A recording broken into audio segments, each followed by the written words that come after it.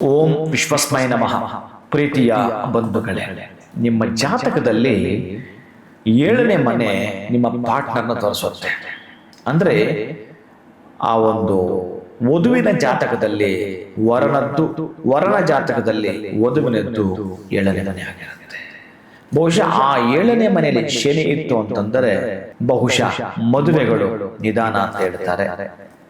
ಕೆಲವರಿಗೆ ಬೇಗ ಕೂಡ ಆಗಿರುತ್ತೆ ಯೋಗಗಳಿಂದ, ಅದೆಲ್ಲವೂ ಕೂಡ ಹೇರುತ್ತೆ. ವೈರಾಗ್ಯ ಬರುವುದಂತೂ ಕಟ್ಟಿಟ್ಟ ಬುದ್ಧಿ ಜೀವನದ ಯಾವುದೋ ಒಂದು ಭಾಗದಲ್ಲಿ, ಅದು ಜೀವನದ ಉತ್ತಮದ ಮಧ್ಯಮದ ಅಧಮದ ಭಾಗದಲ್ಲಿ ಬಹುಶಃ ಬರುವಂತ ಸಾಧ್ಯತೆ ಇರುತ್ತೆ.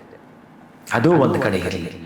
ಬಹುಶಃ ಮನೆಯಲ್ಲಿ ಯಾಕೋ ಕಿರುಕುಳ, ದಂಪತಿಗಳಲ್ಲಿ ಅನ್ಯೋನ್ಯತೆಗೆ ಬಹಳ ಬಹಳ ಬಹಳ ಧಕ್ಕೆ ಬಂದಿದೆ ಅಂತಂದರೆ 7ನೇ ಮನೆಯೇ ಅದಕ್ಕೆ ಕಾರಕವಾಗಿರೋದ್ರಿಂದ, 7ನೇ ಮನೆ ಅದಕ್ಕೆ ಕಾರಣವೂ ಕೂಡ ಆಗಿರೋದ್ರಿಂದ ಯಾವುದಾದ್ರೂ ಸ್ಟಿಕ್ ತೆಗೆದುಕೊಳ್ಳಿ, ಅದು ಯಾವುದಾದ್ರೂ ಈಸಿಯಾಗಿ ಅದನ್ನು ಕಟ್ ಮಾಡಬೇಕು.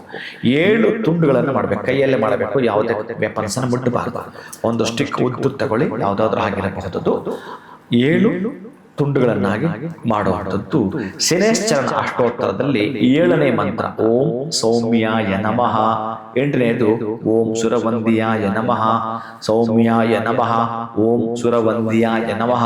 ಈ ಮಂತ್ರವನ್ನು ಹೇಳ್ತಾ ಆ ಸ್ಟಿಕ್ ಅನ್ನ 7 ತುಂಡುಗಳನ್ನ ನೀವು ಕಟ್ ಮಾಡಿಬಿಟ್ಟು ಮನೆಯಿಂದ ಹೊರಗಡೆ ಹಾಕ್ತೀರಿ.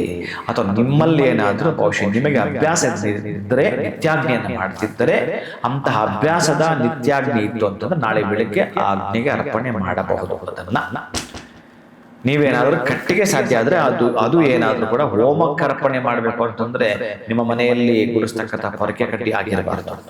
ಅದು ಬಿಟ್ಟು ಬೇರೆ ಇನ್ಯಾವುದಾದ್ರೂ ಆಗಿರಲಿ, ಅರಳಿದಾಗಿರಬಹುದು, ಆಲದ್ದಾಗಿರಬಹುದು, ಬೇವಿನದ್ದಾಗಿರಬಹುದು, ಪಾಲಾಶ ಕದಿರ ಯಾವುದಾದ್ರೂ ಆಗಿರಲಿ, ಆ ಒಂದು ಸ್ಟಿಕ್ ಅನ್ನ 7 ತುಂಡುಗಳು ಮಾಡುತ್ತಾ ಹೊರಗಡೆ ಹಾಕೋದು ಸಾಧ್ಯ ಆದ್ರೆ ಹೋಮಕ್ಕೆ ಹಾಕೋದೆ. ಆದರೆ ಕಲಿಕಲ್ಮಾಶಗಳ ನಾಶ ಮಾಡುವ ದಿನ ಈ ದಿನ ಪ್ರೀತಿಯ ಬಂಧುಗಳೇ.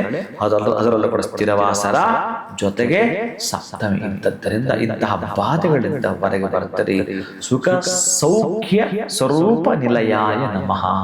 ಸುಖ ಮತ್ತು ಸೌಖ್ಯವನ್ನು ಪಡೆದುಕೊಳ್ಳದ ನಿಲಯ ನಿಮ್ಮ ಮನೆ ಆಗುತ್ತೆ. ಶುಭ ಒಳಿತಾಗಲಿ.